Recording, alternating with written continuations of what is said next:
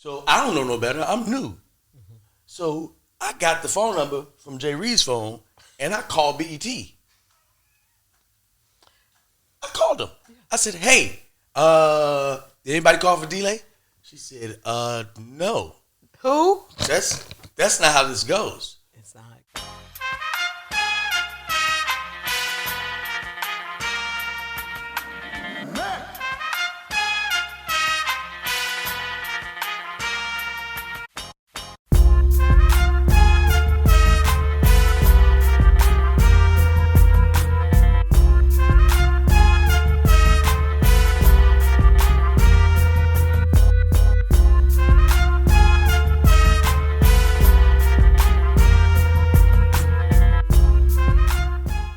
Ladies and gentlemen, we are back.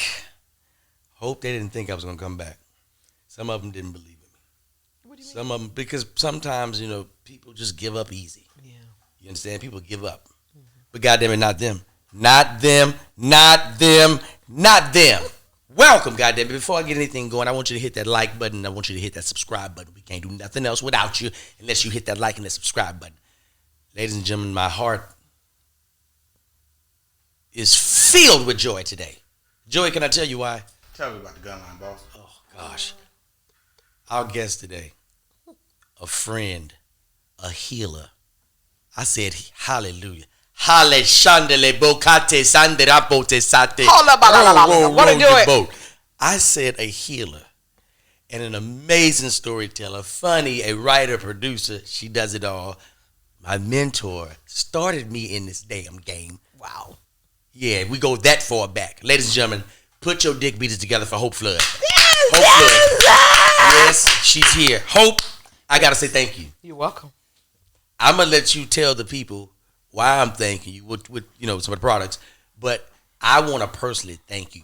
Now, y'all know I ain't got no goddamn foot. It's gone. It's gone. He's like Kunta Kinte. Toby. Toby right I've been asking to try to get it like Amazon can send me another one overnight.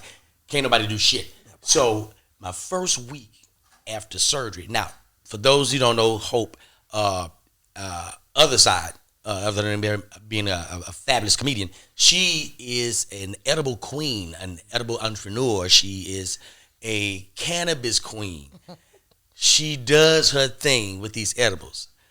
Hope Flood has some of the most powerful shit that the human being can take. Now, let me tell you something. You can't see it. You're off camera. There's a lady off camera, and they think her name is Susan. She's stuck. She's stuck. SOS. She's from Baltimore. She's stuck. She's stuck. I don't know why people come DJ, we let it out in here. We let it out. Yeah. I don't know why people come from out of town thinking they can handle Cali stuff. Look at that woman. She's stuck. She's just, look at her. She don't even, shame. she want to respond, but she just can't. Can't do shit with this. I've been there. Let me tell you something, Hope. I've been there. I see what that woman, let me tell you something, ma'am. Ain't nothing you can do about it. Nothing I'm saying. Your blood done already took over your body. And say, hey, whatever you put in my body. Now, the woman been smoking her dope. She's been drinking her dope. Oh. She's been doing it all since 11 a.m. Eating it too. Eating her dope, doing all kind of shit with her dope. Oh, baby. And so welcome to L.A. Welcome to L.A. Welcome to Hope, LA. tell us what you got. And I'm going to tell them what you have done to me and my body. Well, first I'll start off with what I use to heal you with. You better talk to me. I think I'll start with that. And then we'll go from there. I got a bag of goodies here. Come on now, I think I'm going to bring it on here so I don't have to keep reaching over. And I brought a bunch of stuff. And these are just some of my products. My company is called High Hopes. .biz. I started this business when I moved back to Cali. I'm originally from LA and I moved away from here and moved back to LA in 2012. And weed was legal. And my son smoked so much goddamn weed. I told him, I said, I got to figure out how we gonna make some fucking money off of this shit. Whatever, because you smoke too much motherfucking weed to be giving it away. And so I created this business for him and I. And so he handles all of the weed part because I don't really know weed and flower like that, but he does. He runs around and does most of the stuff. And then I do edibles. I call them medibles because they're medication and I want to heal people. And it's one thing weed is a healer. Let me just start there. Weed has been around, flower, strange plant, cannabosium. Those are the names of it. It has been around 100,000 years. Jesus used it to heal people. That's when it was called cannabosium, strange plant, flack. When he went around healing people and he used the salve to make the blind man see, that was an indica. That was weed. That's why they killed him and stuff for whatever. That's one of the reasons why he had to die, because he was healing people and they didn't want that. Just like the pharmaceutical companies don't want it.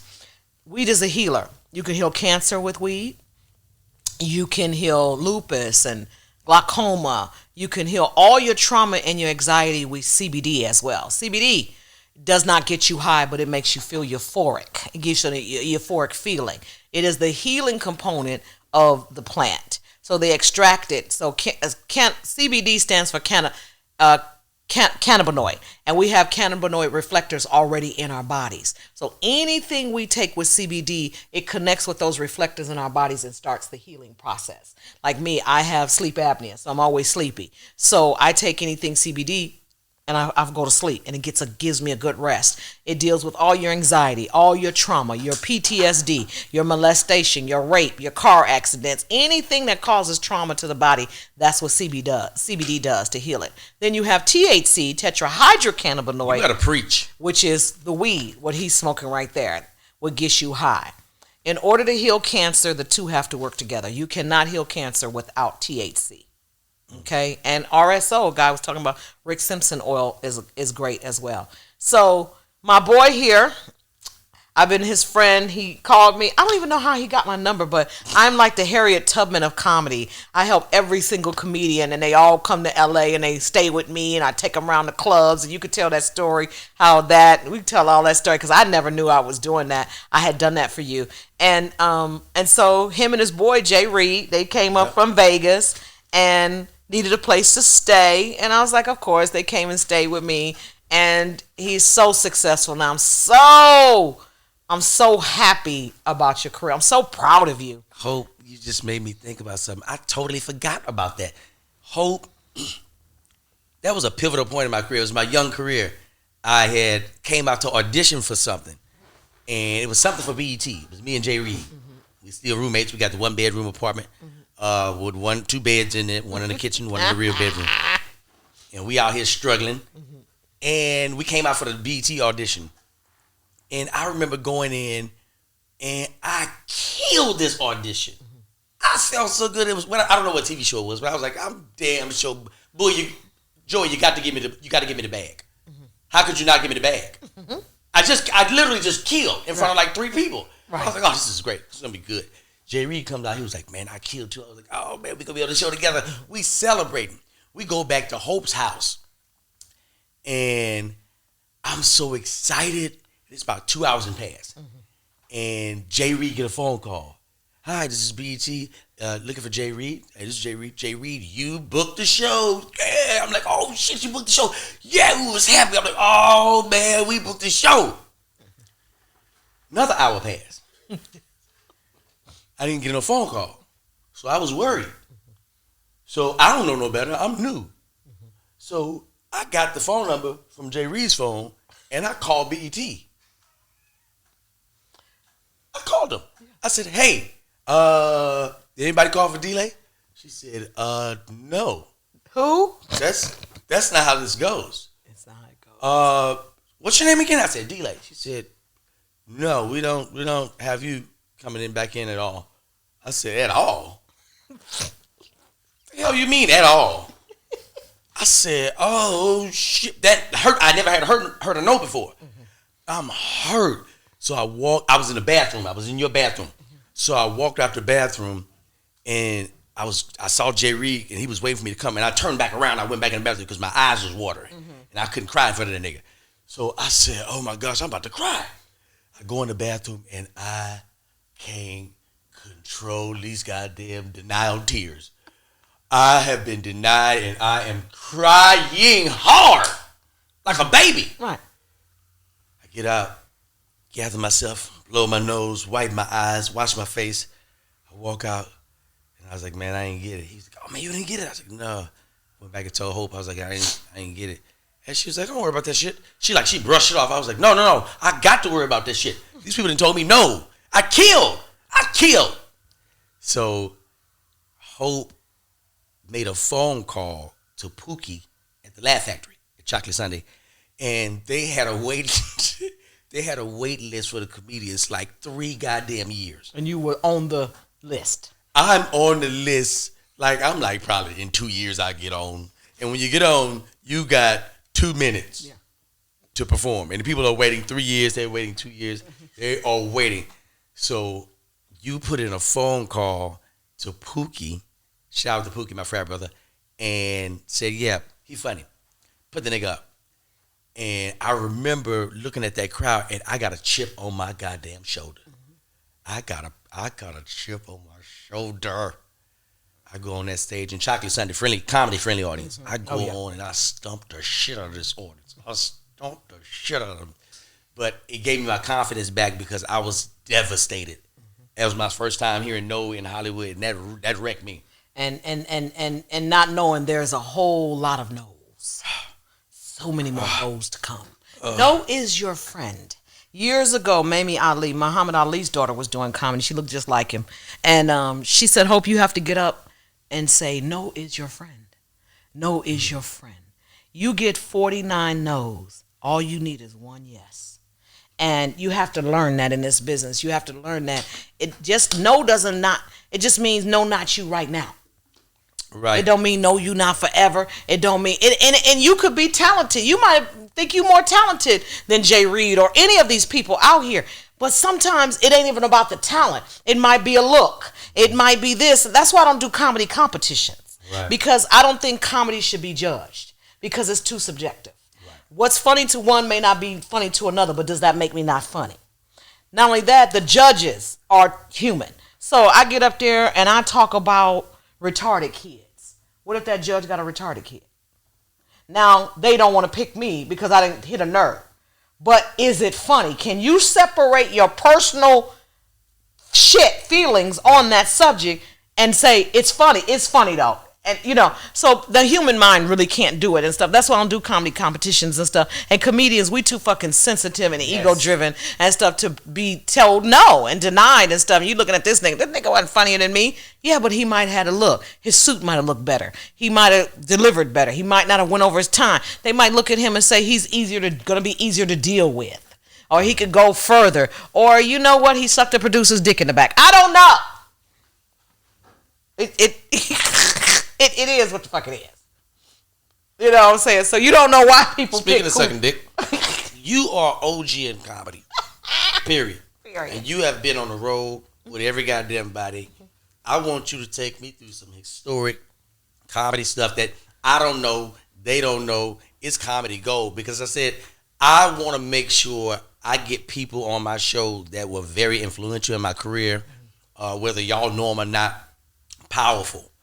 Very powerful, because like that little speech she just gave, that's the shit she gave me after I got my ass whipped for the BET week. They denied me. She gave me that speech, and I was like, and it didn't resonate until today. So I want you to take me back down memory lane. Who is your favorite person to be on the road with? When you were coming up, Cheryl Underwood. Cheryl Underwood and I were best friends for 15 years. Shout out to Cheryl. We're not friends anymore and stuff, but I wish her well. People always say, Hope, you need to call her and apologize. I didn't do a motherfucking thing. You ain't do nothing. I didn't do nothing and stuff. I just decided it was a toxic friendship and I didn't want to be friends with her anymore. And one day she called me and I said, I don't want to be a friend no more. And no explanation. No, she knew. She was toxic. Okay. This was before Cheryl was famous. I used to take Cheryl to pawn her car to get her rent money. Her second her second Def Comedy Jam, that blue suit she had on, I bought that suit for her. I've been good friends to a lot of comedians, but we used to have so much fun. Cheryl is so much better than Tom. We have fucked niggas together. We have ran trains on niggas together. We have done some things to the grave. Stop, everybody. Put your drinks down. Don't nobody move. See? Don't nobody stop. To the grave. Listen to me. See, I knew y'all was fucking them dudes on the road like that. I knew y'all wasn't just going back to the hotel room after the shows. I knew y'all was jumping on dicks. Y'all was just running trains on. We running trains. Cheryl. Oh my God, we got stories to the grave. Cheryl, this is that back in the day when you had to share a room. Okay. That's so this is way in the beginning. Yeah. So we used to share a room, and so she met a sheriff. I'm asleep in the bed. I hear, she riding the sheriff with his gun to his head. This bitch is absolutely nuts and stuff. I'm saying we would have the best fun ever. With his gun. Wait a minute. When she was riding that nigga dick with his gun to his head. That's when Cheryl was a size 6. Cheryl was a size 6, badass body. Y'all don't know that Cheryl. Cheryl had a badass body, big old legs and a nice booty, size 6 with nice perky titties and stuff. And Cheryl and I have been best friends for 15 years. We were best friends for 15 years. You saw me, you saw her. One thing about it, even now that we don't talk, we ain't enemies or nothing like that. We just don't talk anymore. But you can run up her. You better not say nothing about me. She not gonna allow it. She can talk shit all she want to, but you better not say nothing to me about her. How y'all get to fuck 2 niggas in one night? Like, I mean, how do y'all get to say like a gangbang? See, we didn't. The good thing about us, we didn't like the same type. Okay, so that worked. Cheryl like big, tall, yellow niggas, them big linemen. I like dark skinned niggas, you know, this and that or whatever. So we never butt heads on the type of dudes. So that was a plus within itself. And Cheryl was a drinker back there, so she drank. I mean, Cheryl drank till she get drunk and throw up, type of drunk. I mean, one time we were in a club in Miami.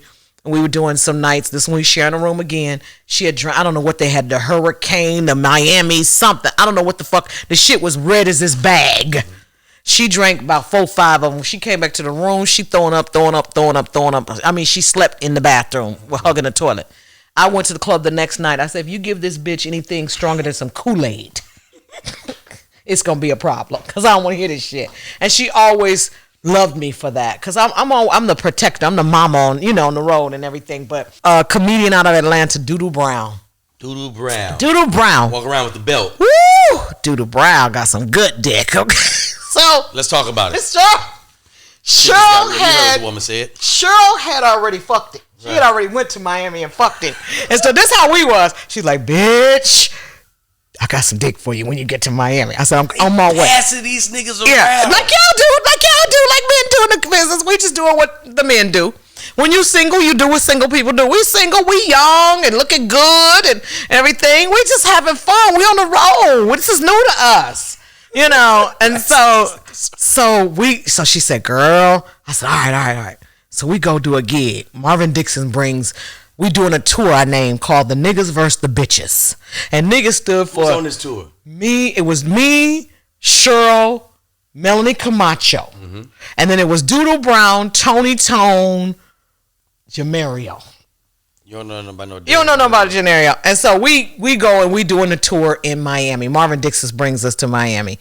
And so Cheryl had already did the club. She didn't fuck Doodoo, whatever. He loved Cheryl. So she's like, girl, I got a nigga with some good dick. I said, all right, let's do it. So we get there, and we all in a hotel room together, just hanging out, on the day doing comedian. So I say, Melanie, I'll give you $20 if you suck Doodoo dick right now. This shit we doing. Cheryl said, I put 20 on it. So there's $40 on the table. Doodoo's like, yeah, okay, I'll put some money down too. So we have $60. Imagine that $60. $60 to suck the dick. And this thing got some good dick, okay? It's Atlanta, country. Oh, he's from Jacksonville, Florida. What? Bow-legged, all that. So anyway, so Melanie was like, no, I can't do it. All right, bitch, she's scared or whatever. So Cheryl says, I'll do it, and start taking the money and start sucking the nigga dick right in front of all of us. No problem. Now it's my turn. Well, Cheryl sucked good dick and she brag about it, but I really suck good dick. Okay. I got an S move on my shit. Okay. That make niggas do shit. Okay. I got shit make niggas wanna fight, and stuff, gotcha. Whatever. And stuff. So I got an S move. Cheryl's like, teach me that. I was like, no, bitch, I ain't teaching that. So anyway, S move on the dick. S move with the tongue action. You may want to patent that one. Yeah. You may want to copyright that shit. Yeah. So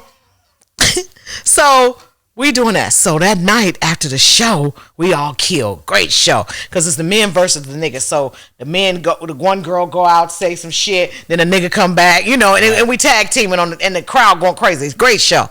So after the show, we were like, okay, Cheryl was like, okay, Doodoo want to get down. So we go back to our hotel room and everything. So I'm like, all right, cool. I ain't never really done this before, but I'm down. He's sexy, fine. He with it, we with it. So wait, that night, yeah, it was just Cheryl that sucked the dick.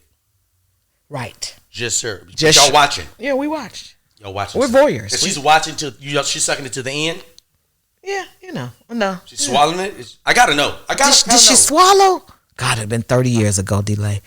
I don't think she sucked it that long, but he didn't come. I don't think so. What is that?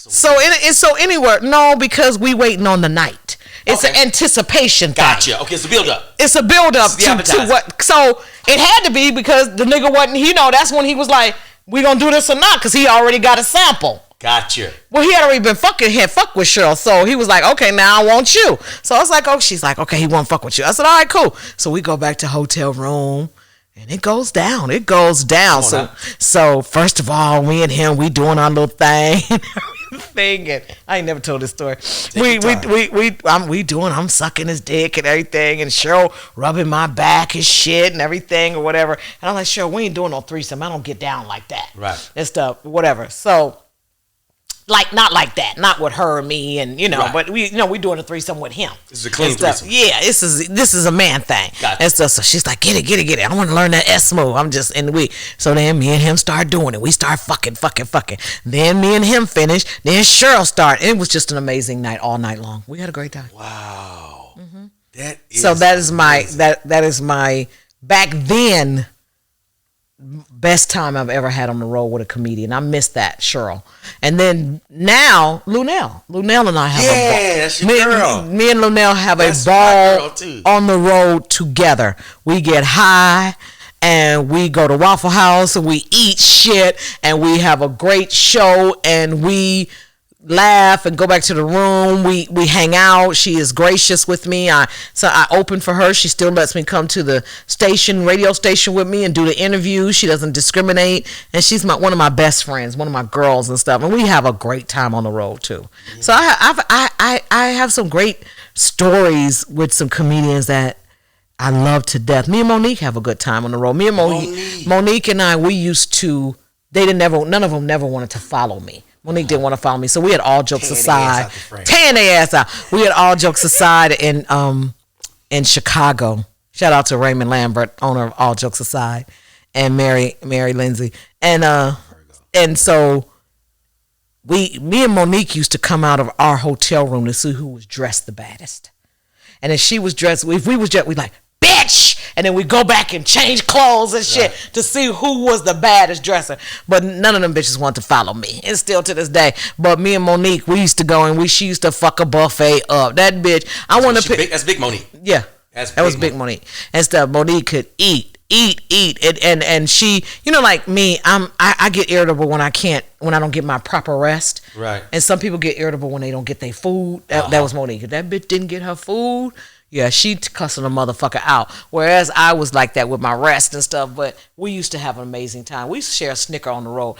So I've been on the road with some amazing people. I have had some great stories. I've had some stories where promoters have fucked us out of our money, left us in hotel rooms. That's what I was going to. Left us at bus stations, giving us one-way tickets and shit. That's why I don't let them do my tickets to this day. Right. That was back in the day when you could get a fake credit card and swipe it and it wouldn't, they wouldn't find out for a couple of days. Now you can swipe a card, it ding you right then and say you didn't spend this and that. So them days is over. So I've been left at airports. I've been left at bus stations. I have been left in hotel rooms. Let me tell you. I'm laughing because I feel her. I've been left at train stations and airports. Go ahead, please tell. I had one promoter in Little Rock. He worked for Nassau, so he said. He did a show, didn't nobody show up. He didn't have my money. I had a reputation of cussing motherfuckers out about my fucking money. Mm-hmm. And the reason I would cuss them out is because I took care of my whole family. My mother was sick, so I had to take care of my mom, my son in private school. So I was taking care of my family with this, so I needed to get this money home. And these motherfuckers playing with your fucking money. Like It's a game, like we just jokey because we want to, And so this guy comes to my room. No, he don't have the money, but he come to my room anyway with like $500 in ones and fives and shit. Right. And I open the door and he says, he give me the money. He still don't have all the money. Right. And he says, you didn't find me attractive? You didn't try to talk to me or anything? Most women find me attractive and be all over. I said, motherfucker, first of all, you don't even have all my money. So now you want me to give you some pussy and you short on my motherfucking money? Where the fuck nerve of you. Where the fuck they do that at? Give me this little money and get the fuck out my room. And I mean, it's just, So I got some great, amazing stories, and I got some horror stories. But I've always been one of those comedians. I've always been an advocate for comedians. I've always been the one to support other comedians. I've been on the road with comedians. I was like, Delay, they got your money. They ain't got your money. Where Delay's money? Oh, we got you. Find his motherfucking money. Unless I'm not going on stage. And I think that's what's missing. Yeah. That camaraderie, that stick togetherness with comedians and stuff that we could really put these promoters in their place and out of business if we would just stick together and quit being for sale. Well, I got my motherfucking money. Okay, but I'm not going to eat. You know what I'm saying? So I've always been that person. I've been an advocate for that. We've been an advocate for that. I was part of the boycott when BET was only giving us $150 for 8 years. And so I was part of that boycott to get the money up. And so I always just love comedians and love comedy. I started the first ever comedy magazine for comedians. Yep, because I wanted people to hear our stories. I wanted people to read our stories and the shit we've been through and what fuels us to keep moving. And even with this right now, this has been a hard year. I see a lot of comedians on stage, and I mean, like, on Instagram and social media. I'm like, that nigga spiraling. He ain't gonna make it. No, the nigga ain't gonna make it because we're used to the fan. So to have something that you love to do, that you're good at, that you really love to do, be taken away from you. Mm-hmm. Not that you got your foot fucked up or you can't talk or you sick. That it's been taken away from you. You can't do it. You know, it's hard. Yeah. It's very hard for us, and so I just, I'm going to go back to work because I just mentally can't take it. Because either I'm going to therapy, I'm going to start smoking a gang of weed, cocaine, or I'm going to therapy, or I'm going to get back on this stage. This is my therapy right here. And let me share something with you about the night that I first performed with you. I'm about to take your ass back. Wow. We're in Baton Rouge, Louisiana. Baton Joel, you ready for Rouge. this shit? We're in Baton Rouge, Louisiana. That's where we at.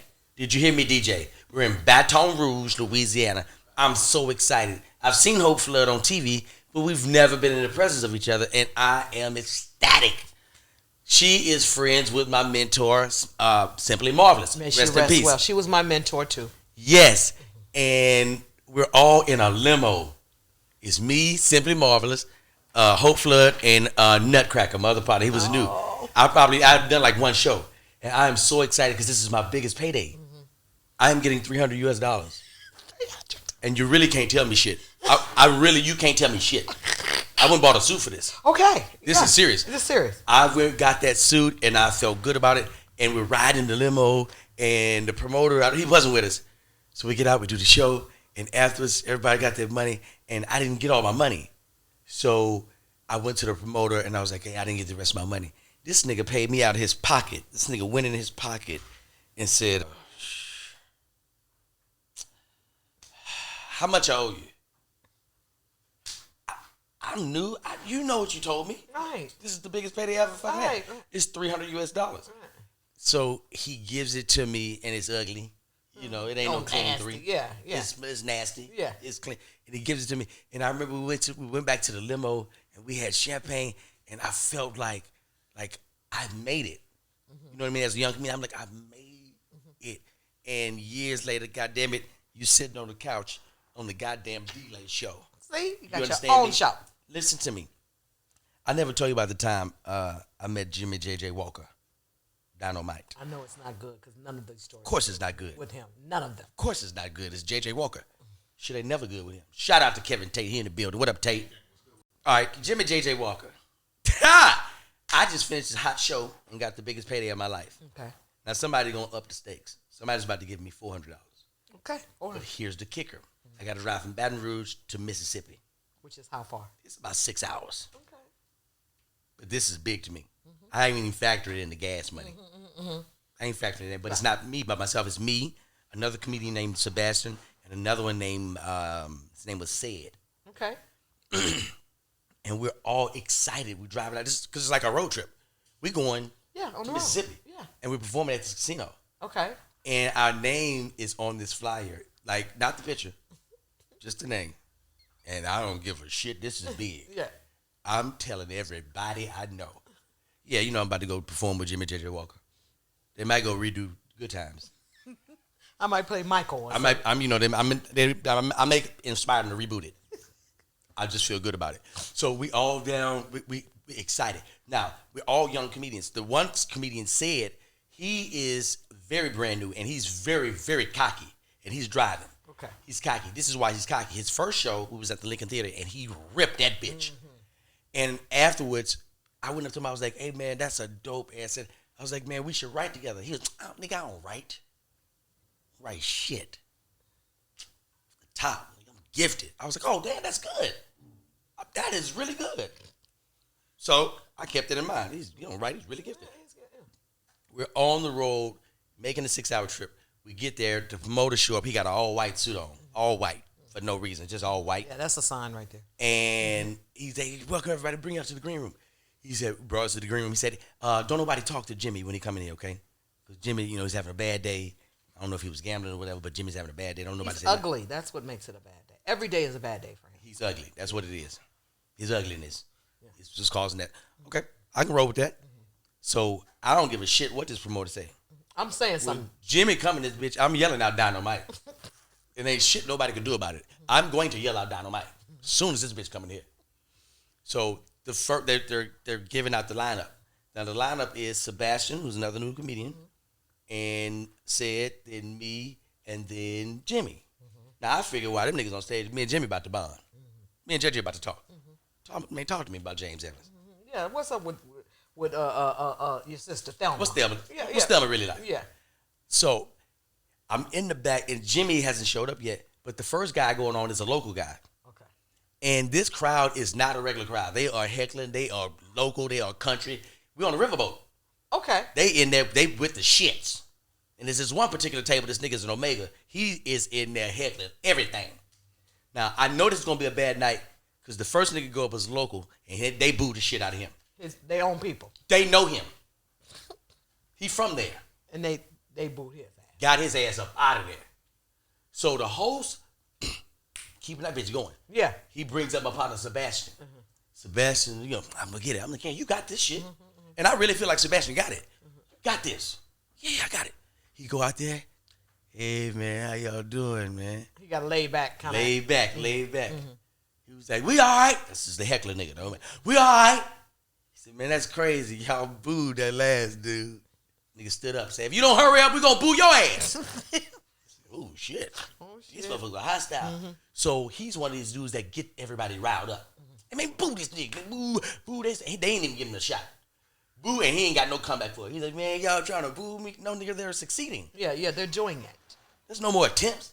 They're winning. They getting your ass out of there. Boom. He gets out of there. Next up is Seti Said. Seti is ready to go set this thing on fire. Because he off the top. I'm gifted. I just go off the top. I ain't writing down shit. I said, okay, cool. So I saw him talking to the DJ. He's giving him some clues. I was like, oh, he gonna go with the music shit. Okay. All right, cool. Don't switch it up. Now keep in mind, this crowd is all black and they country. And country. And some they playing nickel slots and penny slots. Ain't nobody playing $5 blackjack. That's the environment we in. While y'all performing, they doing this? No, that's in the back. That's the type of casino you in. Got it. So he comes out too early in the morning, that Gap Band song. Right? He cues that to come in. Now, when that song comes on, a rooster comes out. Right. He comes on with that early. And the crowd, he was like, yeah, what's up, old country motherfuckers? Y'all ready to have a good time? Cut the music, DJ, cut it. I'm going to reintroduce myself. I'm going to reintroduce myself. Now, when the DJ drop it, you hear that rooster, you country motherfuckers about to wake up. I said, oh, this motherfucker going in. Yeah. Now, give it up. For Baton Rouge, Louisiana. Give it up for City. Pack. Oh, you country motherfucker. Hey, don't call us country, nigga. That's the Omega dude. Yeah. Hey, yeah, this ain't gonna be like that. Y'all ain't gonna just be booing me like that. Yeah, nigga, you can get it too. What's up, good people? Hey, listen, I'm not trying to interrupt the flow, but I got to stop y'all, and we'll get right back to the money right after this. I don't know if y'all know this, but the boy's got his own merch.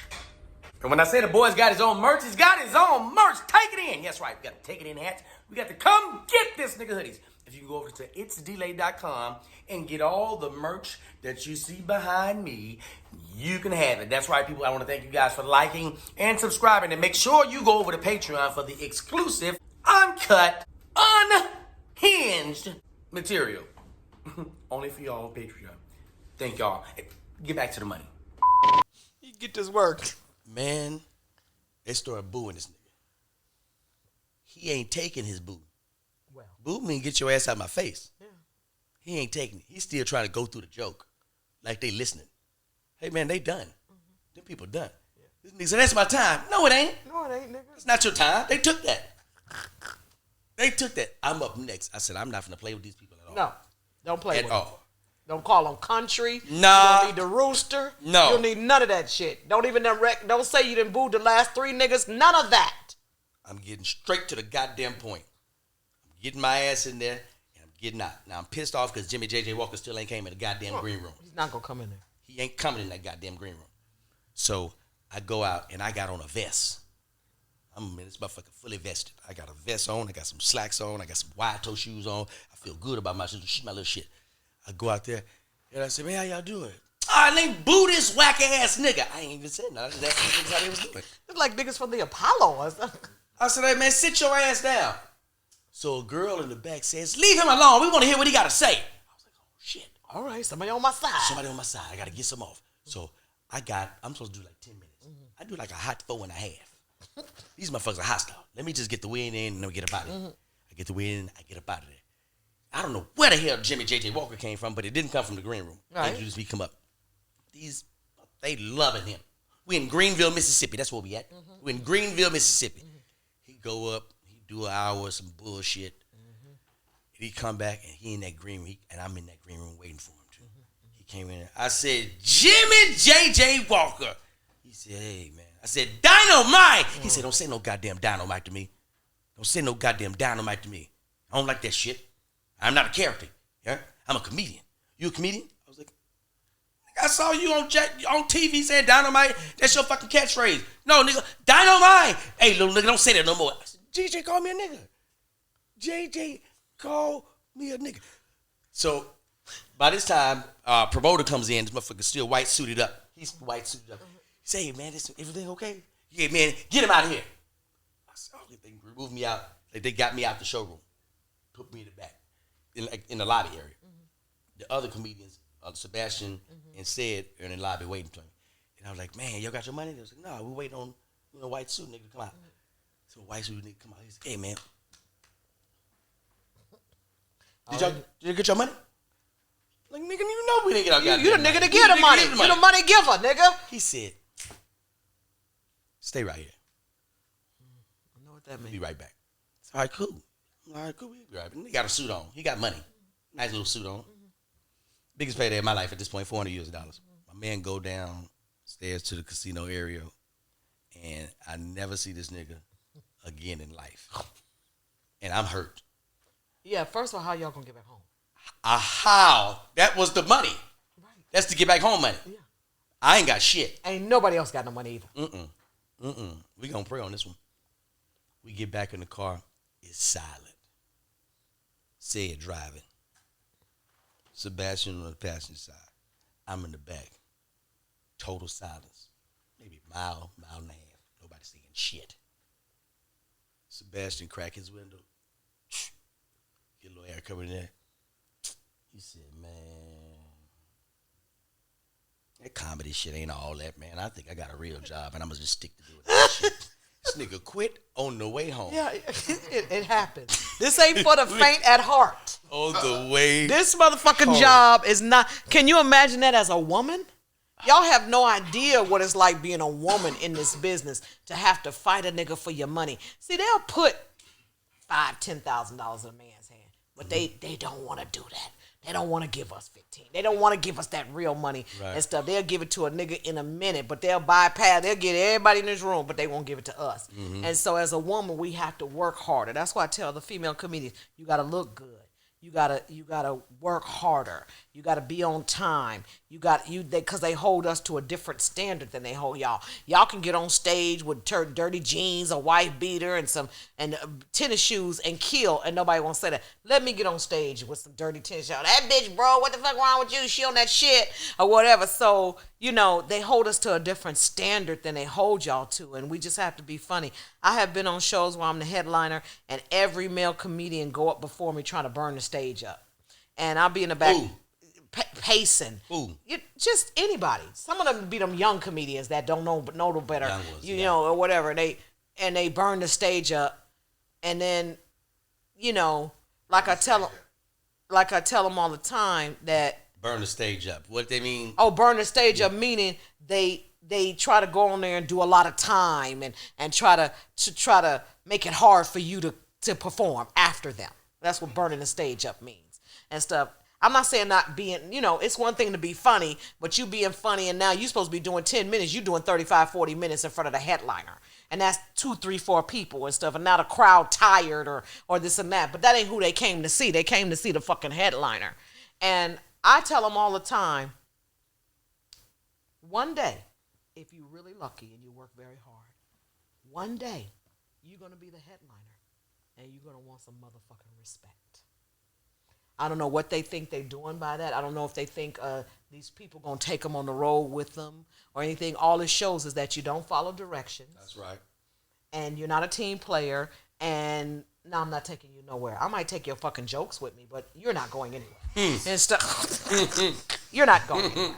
And stuff, whatever. Just let DL see me. Yeah, DL's not taking you anywhere and stuff. And that's why you see a lot of the big name comedians take their own crew with them. They take from the host to the opener, to the feature, to the headliner, because they already got these niggas trained and stuff. When you tour with Bill and stuff, y'all knew what to say, what you could not say. You knew how much time, and Bill knew when he was coming on, and wasn't no problems. And that's why he did it that way and stuff. So people take their own crew with them because Bill different. But here's the deal: he don't care what you say. There's been some nights I'm excited. I'm supposed to be doing a hot 20. I look up, I did 50 goddamn minutes. Mm-hmm. And I see Bill on the side of the stage. He finished, and this is all Bill. He's so solid. He's like, bruh, you did an hour.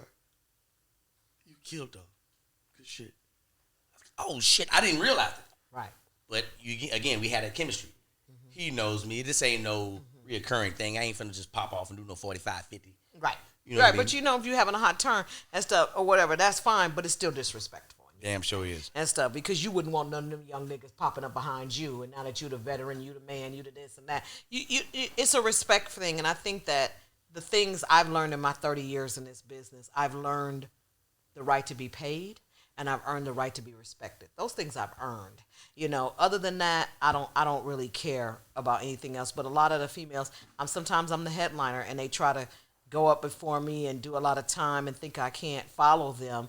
And what they don't realize, I've been in these LA trenches. Come on now. I had a club. I had a room called the Townhouse there on Latiana. And on Tuesday night, we ran that for 7 years. I groomed some of the best comedians to this day. I started a lot of comedians. Jamie Foxx started the character Wanda in my room. And he used to come up every week. It was a training ground for comedians because the crowd, they were good, but they weren't. Who else is in that room? Oh my God, that's somebody today. Arnaz J, Pierre, Joe Torre had a fight in my room. He started a shootout in my room. Who? Joe Torre and wait a minute, how you start a shootout? Joe brought a comedian from Atlanta. They had a comedy act theater in Atlanta that they opened up, and this guy Rex Garvin, he was the shit in an A, but translating into L.A. Like when Def Jam came, the Def Jam decided to do a Def Jam LA and brought all them New York niggas to LA, and they all bombed because they always talking about shit that we didn't know nothing about. Like the subway. The subway. We don't have a subway here. Right. Well, the Haitians. Yeah, we don't know them like that. The bodega. What? We don't. So they all bombed because we didn't know any of those references. If you're gonna do them, you got to paint the picture. Right. You got to make sure I know where I'm there with you in New York. So anyway, so that's what happened. And so this guy Rex Garvin, he was married to one of Richard Pryor's ex-wives and stuff. So he was the shit in Atlanta as the host of the Comedy Act. So, but Joe begged me to let him host one night. He said, please, Hope, let him host. He the shit. He my man. When I come to Atlanta, he take care of me. He look out for me. He the man and stuff. I think he could do it. I said, okay, Joe, you my boy. I'm going to let him host. They hated him. They fucking hated this dude. So Joe got mad and started going around to the tables and telling people, shut the fuck up. Shut the fuck up. I said, Joe, they hate him. Period. You got to go up and save the show.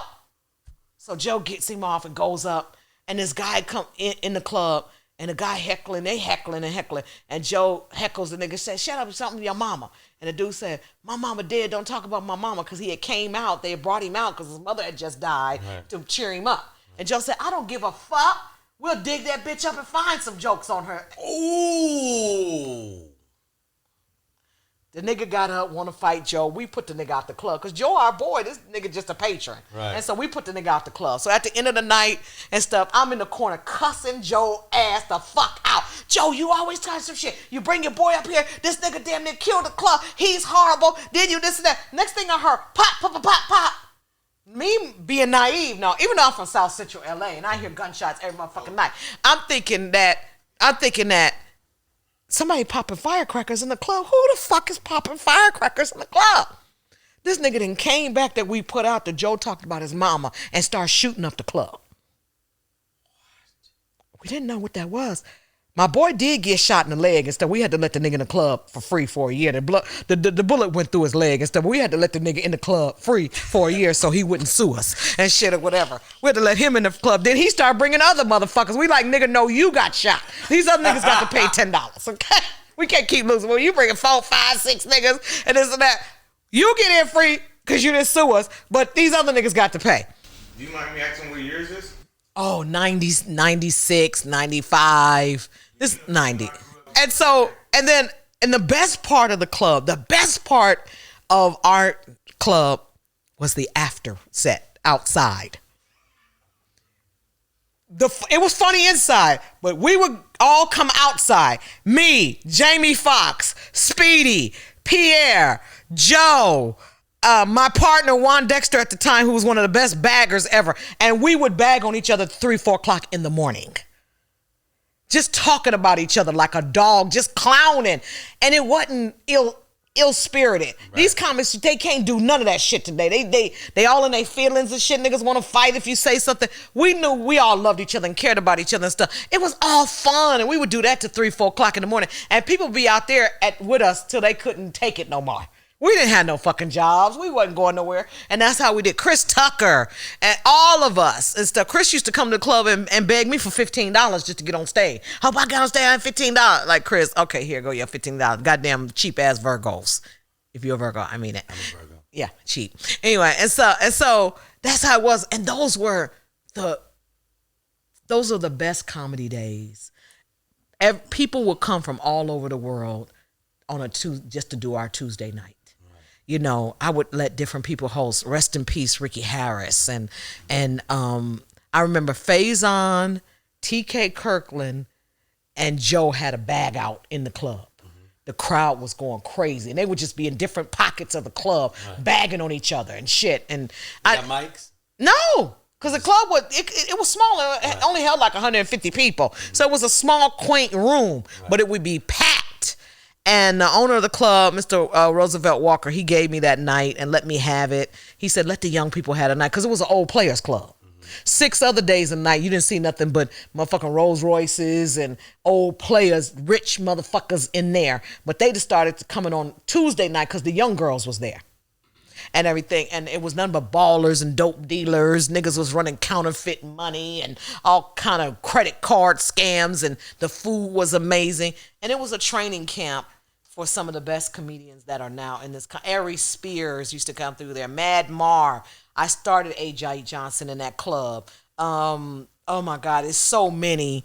Hope, so listen, many. So many. I know you could take us through a journey. You got to write a book. Hope, that's what thank you so much for joining us. Tell us where they can get I didn't even go through the products and shit. Tell us where we can get that product. Highhopes.biz. I'm going to leave you with this. Since I'm one of your first guests, I mean, this and that. I love this. This is, and you guys, all of these products, I'm going to just go through them real quick. All these products, but I'm going to give you this. This is a tray. It's a holographic Biggie tray. Love it. You can put all your weed in there and everything. This is a tray, and it's magnetic. And so remember your parents used to use the box back in the day? You ain't got to do all that. So this is a tray, and it's holographic and stuff, so it's like that and stuff. That's for you. Thank you. I have all kinds of stuff. Cheetos, Weedos, peach rings. I medicate cookies, Oreo cookies. Now, I'm doing a pet line for your pets. Pets have the same problems as we do, but they cannot have THC. They can have CBD. So this is for your pets. I have Cannaburst, which is Starburst. I do Fruity Pebbles. I just made these today. Honey buns. Don't play with my fucking honey buns. My honey buns. These are honey buns. Now these are new. I'm just starting to make these. I don't know if you fuck with mushrooms. Not no more. Okay, so shrooms take you in your life and right the wrongs and the questions that you have in your past. Okay, so if you watched Black Panther, remember when T'Challa went to sleep and they gave him a drink and he went to talk to his father? Right. That was shrooms. Remember what Killmonger did and they gave him something to drink? Right. And he went to, that's what shrooms are. And so shrooms helps you to go back and you can able to talk, get unanswered questions answered. That's what that is. That's what, this is a chocolate bar. This is psilocybin. I want the answers. I want that chocolate. Yeah, this is, and you can only, psilocybin, and only a little bit. Yeah. I took just shrooms by itself. I grinded up some pure shrooms. I put it in some tea, 2 ounces. And me and my dead mama had a conversation for 6 hours. 6 hours. Me and my mama talked for 6 hours. I have CBD hookah. This is new too. For the hookah fans, this is CBD hookah and stuff. So you can put this in your hookah and you can smoke it. Let's see. I have, I call these thug nugs. These are chocolate nugs that I've medicated and stuff. And they look like weed, but they're nugs. They are so good. And these are blunts. This is Gary Payton's line. Gary Payton has a line of blunts and stuff. And this is his blunt. This is 2 grams of premium weed, dipped in wax and covered with keef. You better speak on it. 2 hits and you're done. 2 hits. These are the gummies you like. These are the Marathon gummies. They little mini gummies. My boy had to go to the hospital eating 10 of these. Who the fuck eats 10 gummies at one time, even if they ain't medicated? Oh, sorry. And stuff. Even if they're not medicated, who the fuck eats 10? They little mini gummies and they look harmless. The edible high is different from the smoking high, and people think, I didn't get high with edibles. You have to allow it to get through the bloodstream and digestive system. These are my I just made these. These are Apple Jacks. Apple Jacks. And I don't know if you drink soda, but this is medicated soda. Medicated soda. 200 milligrams right here. Medicated soda. This is tincture for your pets. You can put it under their tongue so they can, stop that barking late at night when people trying to get their motherfucking sleep or whatever. Or you can put it in their water. And it helps them to deal with their anxiety. I have, nerd ropes. The nerd ropes. People love the ropes, nerd ropes. And then this is, and then I have CBD. This is a CBD product. CBD does the same thing. It just doesn't get you high. But I seem to get higher with CBD. I don't know why. And everything yet. And then your favorite. This is his favorite. I had to give him a gallon of this. I got tired of coming over here. Can you bring me 5? Can you bring me 7? Yep. I said, I'm going to just give you a motherfucking gallon. A gallon. This shit works. This is called green crack. Yes. This got 5 stages. This is my hope juice. It's got 5 stages. Make you hot, high, hungry, horny, and then it's the best sleep of your fucking life. Absolutely. I can vouch for that. And you could mix it with alcohol as well. If you got insomnia, Lunel takes this for her insomnia. If you got insomnia, 2 swigs puts you right down, and it's the best sleep of your life. So this is my bag of goodies and stuff. I've been working on this I'm going to make sure that my people go support you. Okay. They're going to go to your website. They're going to get all of those things. Everybody wants to sample it. Everything. My kingpins. She got everything that we need. Anything you need. We got to wrap this thing up, ladies and gentlemen. Y'all. Thank you again, Hope, for joining me on the D-Lay Show. We will see y'all next time.